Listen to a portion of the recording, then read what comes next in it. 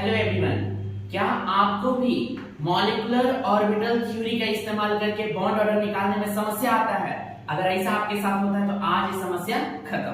क्या करना है, आपको आज हम एक ट्रिक बता रहे हैं जिसको याद कर लेना। याद भी करने की जरूरत नहीं पड़ेगा क्योंकि आपको गिनती तो आता ही होगा 8 से 20 तक।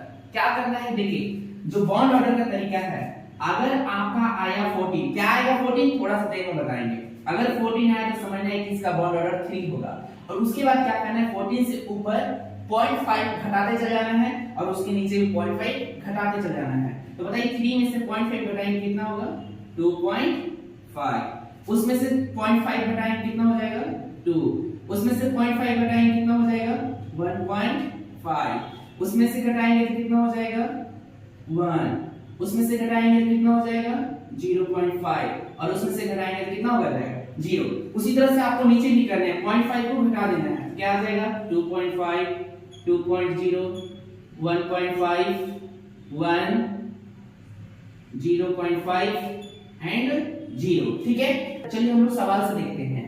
सवाल को देखने से पहले एक बात याद रखिएगा कि अगर किसी भी मॉलिक्यूल में, किसी भी आयंस में अगर इलेक्ट्रॉन की संख्या 8 है, इसका मतलब बॉन्ड ऑर्डर कितना है, 0।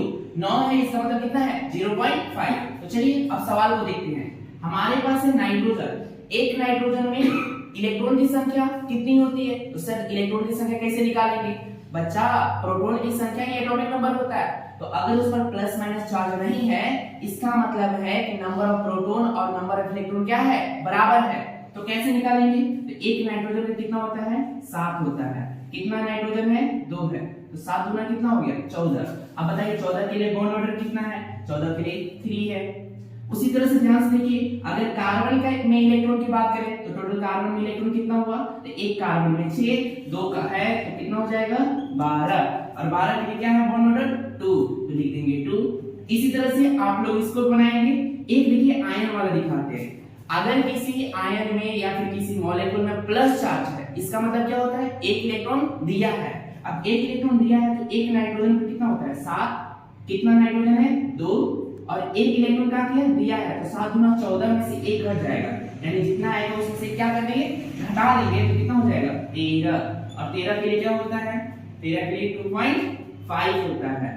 इसी तरह से इसका और जो खाली है उसको आप लोग बनाएंगे। वीडियो कैसा लगा आप लाइक करें, कमेंट करें और ज्यादा से ज्यादा शेयर करें। और भी इस प्रकार के वीडियो देखने के लिए आप हमारे चैनल को जरूर सब्सक्राइब करें। मिलते हैं अगले वीडियो में।